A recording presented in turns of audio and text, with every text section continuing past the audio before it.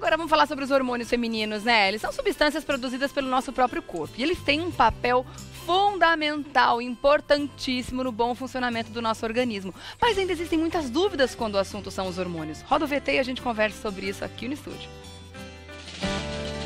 Dizem que a mulher vive sob o comando dos hormônios durante toda a sua vida. Isso tem mesmo um fundo de verdade, já que são muitas as etapas a serem enfrentadas, com mudanças físicas e emocionais. Menstruação, TPM, climatério, menopausa. E é muito comum a gente associar esse turbilhão hormonal a certos comportamentos, como irritabilidade, sensibilidade excessiva e, em casos extremos, quadros depressivos.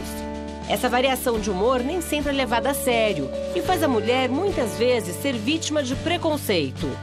Hoje, no Dia Internacional da Mulher, o Revista da Cidade tira todas as suas dúvidas sobre esse assunto, que deve sim ser encarado com naturalidade, mas acima de tudo, com muito respeito.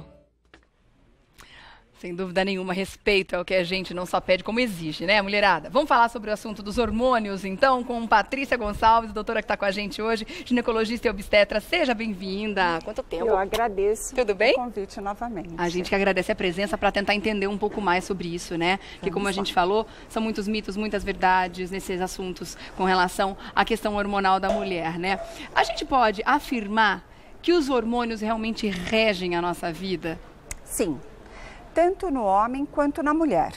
Mas o fato é que a mulher, ela tem picos hormonais.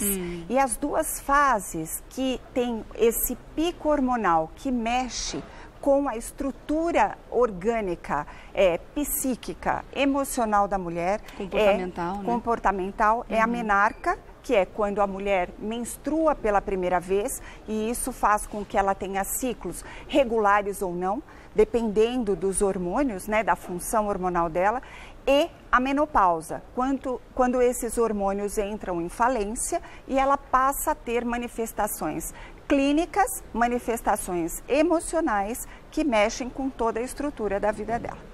E a gente tem, ao longo desse período entre a menarca e a menopausa, vários picos hormonais também, né, dentro do ciclo menstrual. E aí, a gente tem também essas alterações comportamentais, que muitas vezes são vistas de forma pejorativa, né, e em situações em que a gente muitas vezes muda de humor, muda de comportamento, e que, como a gente estava falando agora, a gente exige o respeito em cima disso antes de mais nada, né? Mas é importante que a mulher se conheça, doutora Patrícia? Muito. É importante que ela tenha o contato sempre com um médico de confiança. E aqui eu sempre lembro, não importa se ele seja particular, de convênio, do posto de saúde. O que importa é que você tenha o acesso à saúde e você possa fazer o teu check-up pelo menos uma vez por ano, anualmente, para que você saiba o que prevenir e saiba as alterações que podem surgir, porque tudo que se pega no começo é muito mais fácil tratar. Claro. Então,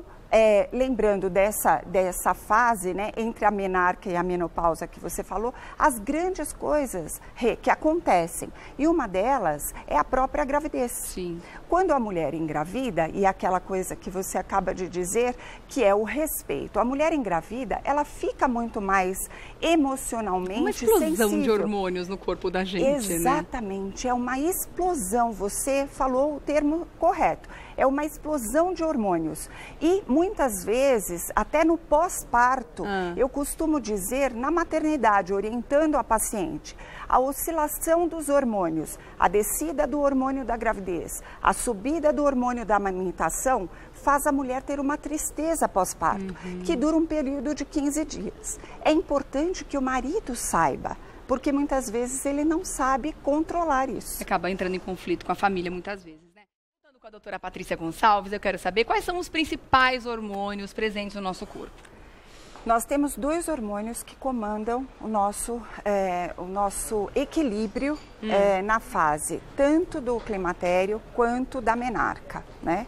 Então, esses hormônios são o estrogênio e a progesterona. E o aumento ou a diminuição desses hormônios podem dar que tipo de sintoma para a gente perceber que pode estar vivendo alguma questão diferente? Então, você falou bem, o aumento, por exemplo, do estrogênio, o FSH e o LH, que são facções, né, do mesmo hormônio, podem causar alterações, por exemplo, no ovário, como a gente ilustra aqui no ovário policístico.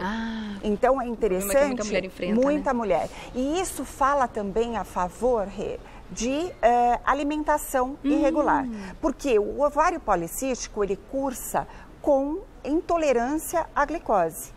Então, a retenção da glicose, muitas vezes no ovário, acaba fazendo com que a mulher tenha um acúmulo de hormônio masculino, aí a testosterona, e faz com que o ovário não trabalhe adequadamente.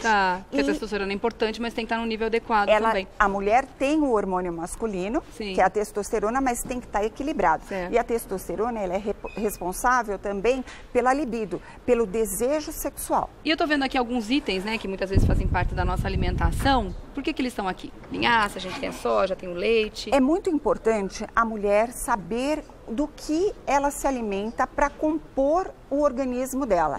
Então, por exemplo, se ela come muito carboidrato, ela vai reter esse carboidrato que vai se degradar em açúcar e vai acabar tendo uma alteração hormonal. Principalmente se ela tiver uma intolerância à glicose, uma tendência ao pré-diabetes. Então, a mulher comendo comidas naturais e se dispondo de comer carboidratos, gorduras, comidas mais pesadas, ela vai ter um equilíbrio melhor. Então, aqui nós temos a linhaça, nós temos a soja e lembrando que o queijo ajuda muito, os derivados do leite. Iogurte, queijo. Iogurte, queijo, se quiser o iogurte natural ou o leite desnatado por conta do equilíbrio do colesterol, tudo isso a gente consegue controlar através de um check-up. Mas o exercício físico é fundamental. Claro. E aí você não precisa entrar numa academia. De uma forma geral, né? Você pode fazer um exercício aeróbico aí na sua casa. Você pode pular corda, por exemplo. Sim, uma caminhada no quarteirão. Exato. Ou andar de bicicleta. Claro, que é prazeroso demais, né? Isso faz com que você queime calorias e equilibre a tua função hormonal. E esse assunto é muito amplo, mesmo porque quando a gente fala em alimentação, a gente consegue estender até pensando nas questões hormonais externas, né? Quando a gente come carne, frango, os hormônios que a gente está adquirindo, como isso regula ou desregula o nosso organismo, o que está acontecendo com as meninas, estão menstruando cada vez mais cedo. Por isso eu vou deixar aberto o convite para a doutora Patrícia Gonçalves voltar em breve, para a gente continuar falando a respeito dos hormônios femininos e como isso influencia no nosso dia a dia. Mas fica aquele recado que é importantíssimo sim a gente se conhecer para poder equilibrar e combater esses sintomas que muitas vezes prejudicam as mulheres no dia a dia, prejudicam no trabalho, nas relações interpessoais e dá pra gente equilibrar sim, fazendo acompanhamento e check-up direitinho, como você falou, né, doutora? Sim. Então fica o convite aberto aqui, vou deixar também aqui pra você um agradecimento, claro, doutora Patrícia Gonçalves, que é ginecologista e obstetra, esteve com a gente hoje para falar sobre esse assunto. Muito obrigada, um feliz Dia da Mulher. Você repasse também esse beijo especial aqui a todas as suas pacientes, tá bom? Doce. Obrigada, doutora. Obrigada. Até a próxima.